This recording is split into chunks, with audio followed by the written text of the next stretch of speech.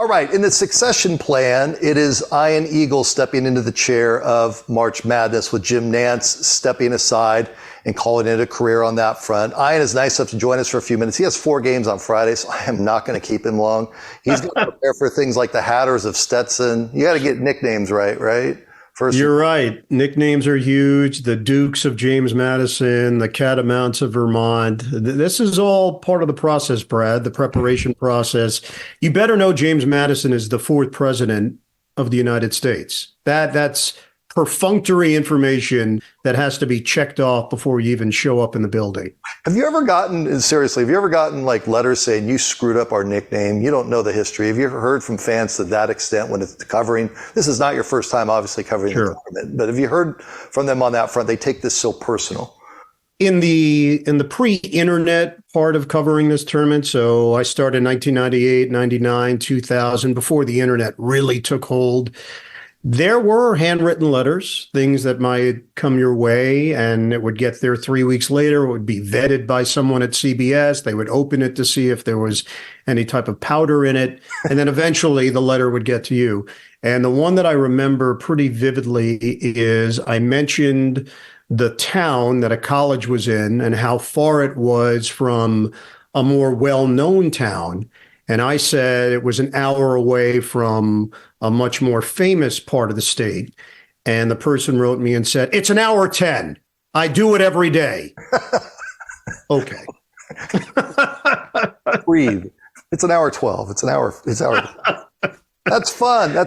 In seriousness, how do you prepare for all of this that is coming on Friday? You have 4 games. We'll get into replacing Jim and succeeding Jim, I should say, and all of that. Yep. How do you go about 4 games back to back to back to back? I wish I could tell you there was a secret sauce, how to do it. I think every play-by-play person, every analyst, every sideline reporter has their own methodology here. For me, it starts that Sunday night when you get the text or the email. It used to be a phone call. There used to be human connection, and you would find out where you were going. And I remember a few of those years, you'd get the call, and it was based really on, for me, logistics. Is it going to be 2 flights to get to that city? Mm-hmm. So when you get the call and it's like slow motion, Ian, you're going to Sacramento. And now I'm visualizing, yes, I'm going to have to connect in Denver, in San Francisco, in Salt Lake City, somewhere. And you start now mapping out in your head, okay, that means I have 4 hours on the first flight. I have 90 minutes on the second flight. And back then you were grabbing every media guide, literally 8 media guides you were bringing on the plane. Occasionally you'd get, someone that was at the desk or when you were entering the flight, like, sir, that's carry on. I'm like, no, it's not. I'm going to just stuff it in the pocket in the seat in front of me. Now, it's a little different. Information is available to you. But the part for me that is very different than every other event that I prepare for, Brad, is you can't do it ahead of time. So if I have an NBA game and I can circle the calendar and say, all right, in 2 weeks, I have Oklahoma City, Houston, I can work on it. I can work on the Rockets. I can work on the Thunder. I can watch film. I can do my charts. I can do the background information, and I can get ahead. NCAA tournament, you can't. You have no idea who you're getting. So it is a fire drill in many ways. It starts that night, and I got on the plane.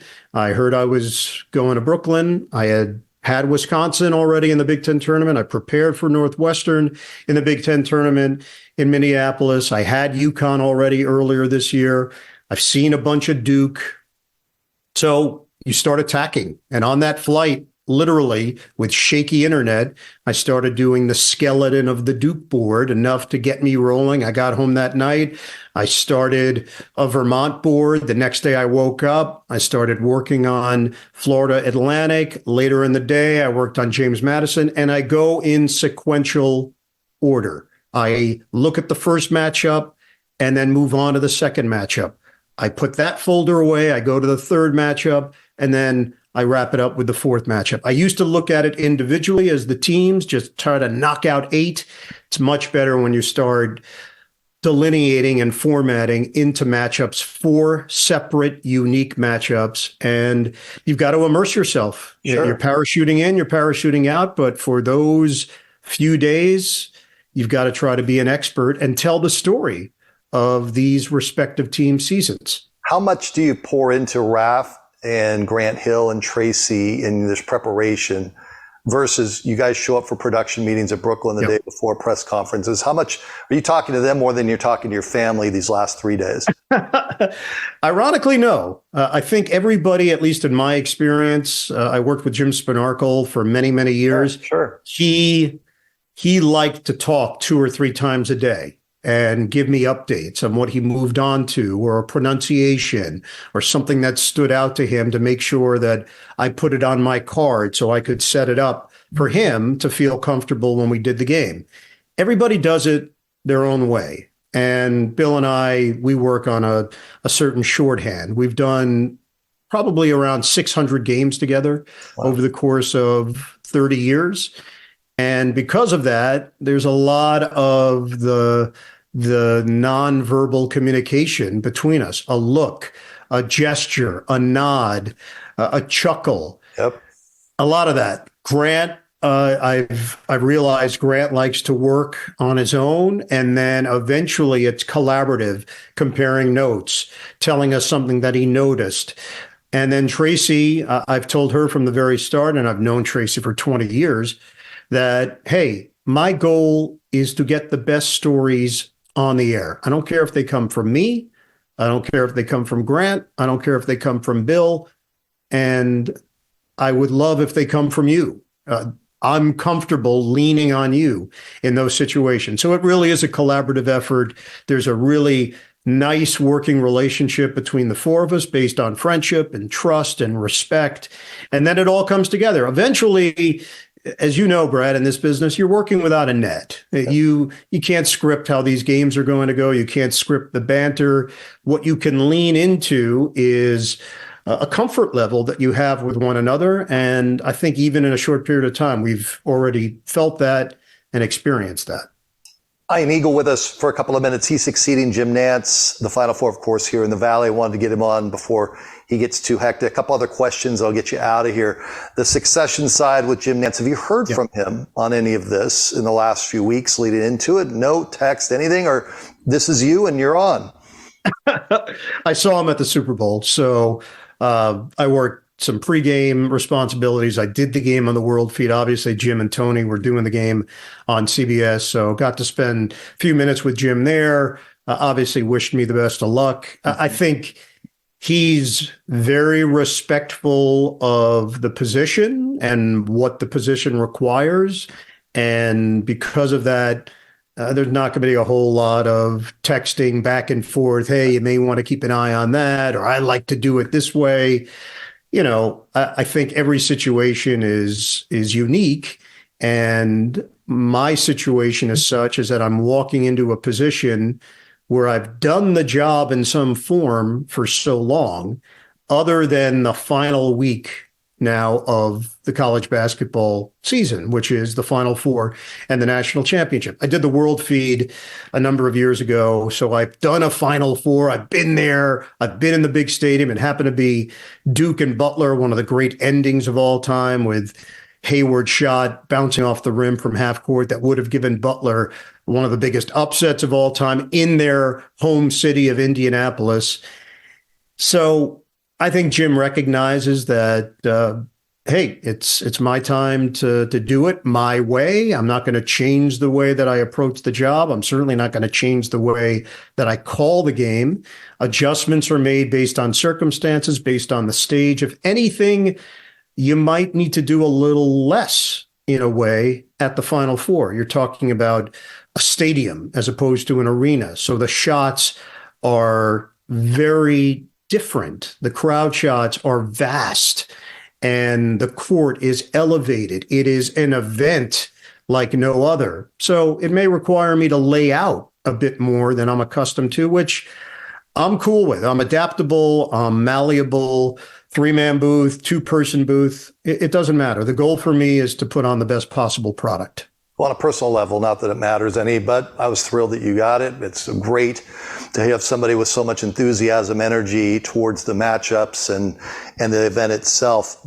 Have you done big events in Phoenix? I may have missed it. I don't know if you've done and we do a lot of big events out here, and that's why I'm asking. Sure. I was at the Super Bowl in Phoenix. Okay. Yeah, Super Bowl the year before. Did the World Feed with Charles Davis, and you got a feeling of downtown compared to Glendale and where the action is and how the community responds to it. It was awesome. It was an awesome experience. Obviously done a ton of Suns games through the years, and sure.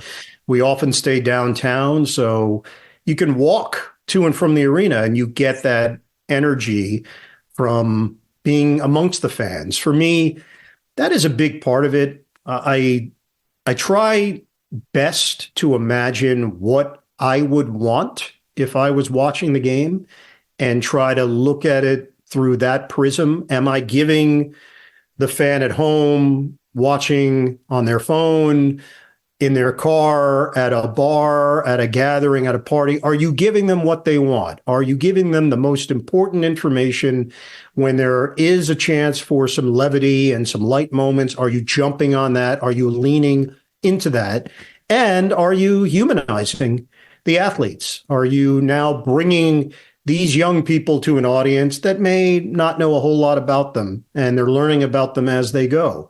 So it's the melding of all of those worlds and doing it while you're enthusiastic and passionate and informative and entertaining. To me, that's the job.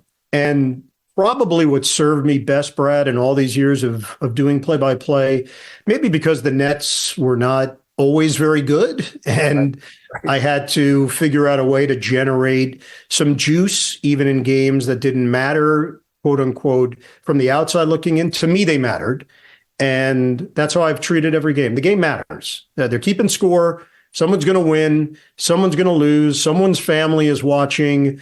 Now, in this day and age, more than ever, Brad, someone may have a wager on it. Mm-hmm. It means something to someone. So I better recognize the responsibility and do right by the event that I'm calling. Last question. Do you see this tournament as wide open this year, as many are saying? There's not really, the dominant player is Edie at Purdue. There's other very, very talented players. Just a thumbnail on this tournament as it lays out. I think UConn's the best team. And the difference this year is it's going to be a much harder road. You view what they did last year. They won every game by double figures. They really cruised to the national championship in a year that they were not necessarily expected to do it. But you could tell right away that they had a legitimate chance to win it. This year, the road's tougher. Look at their region. The 2 seed there, Iowa State, to me, the best 2 seed in the tournament. 3 seed, Illinois, very capable. 4 seed, Auburn, maybe the best of the 4 seeds. So it's going to be really challenging. I still believe they're the best team. I don't know if they can go back-to-back based on the challenges they're going to face this year. Back to prep. I appreciate your time. We'll see you when you get out here in Glendale, Ian. Thank you. Brad, appreciate you, man. All the best. We'll see you soon.